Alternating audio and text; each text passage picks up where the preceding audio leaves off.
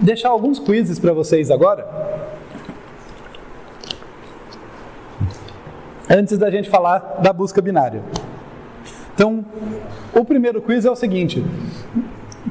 Aqui a gente acabou de fazer a análise de eficiência e depois a análise de corretude, né, a demonstração de que está correto, o algoritmo da busca linear. Um outro algoritmo que eu quase coloquei aqui no lugar, que seria também um algoritmo desses básicos para a gente treinar, fazer isso, é o algoritmo de encontrar o máximo. Tá? Então pensem no algoritmo que ele começa aqui, o i começa em 0, o valor máximo começa igual, uma variável auxiliar, né, que guarda o máximo ali. Começa igual ao valor, ao V0, aliás, corrigindo, né? Eu começo com uma variável auxiliar guardando o máximo, eu começo com uma variável auxiliar guardando o V0, né, como um candidato ao máximo, começo com i igual a 1, já para a segunda posição, e daí percorro o vetor e vou trocando, se for o caso, tá? Não é um algoritmo difícil, é um algoritmo que é um bom exercício para vocês falarem assim, qual é o invariante desse cara, né? Peguem esse algoritmo e tentem achar o invariante e provar que ele está correto, tá? Ele, assim como a busca binária, assim como a busca linear, tá terrível hoje, assim como a busca linear, ele vai construindo uma coisa ali passo a passo, iteração a iteração, ele vai mantendo uma propriedade em relação ao prefixo do vetor.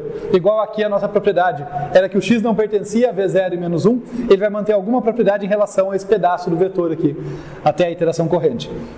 Então é um primeiro quiz que fica aí, se fosse do máximo, como que vocês fariam a análise, a prova de corretude. Um segundo quiz relacionado, qual que seria a diferença entre o melhor e o pior caso desse algoritmo, tá? Porque a gente viu na análise de eficiência, tinha uma diferença grande entre o melhor e o pior caso da busca linear. No algoritmo do máximo, seria interessante fazer a contagem direitinho e ver se dá diferença, que diferença que dá, tá? Então as duas coisas aí relacionadas a fazer basicamente o que a gente fez aqui para um outro algoritmo tão simples quanto, mas diferente. É um bom exercício.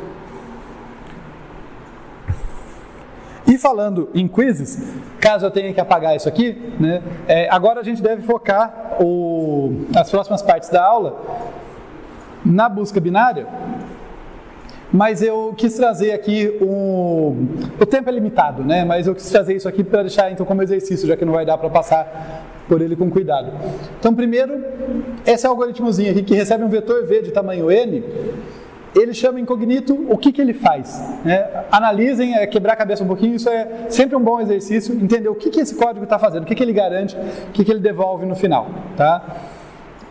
Para além de saber o que ele faz, é interessante fazer a contagem dele, porque como ele tem dois laços alinhados, se vocês fizerem a contagem, naquele esquema que eu fiz, pode pensar só no pior caso, tá? Pode pensar só no pior caso, que é mais simples a análise, mas naquele esquema que eu fiz a contagem de um único laço, vocês vão ver surgir uma coisa mais interessante, vocês vão ver em algum lugar aí, já fica a dica, surgir a soma dos termos de uma PA, né, de uma progressão aritmética.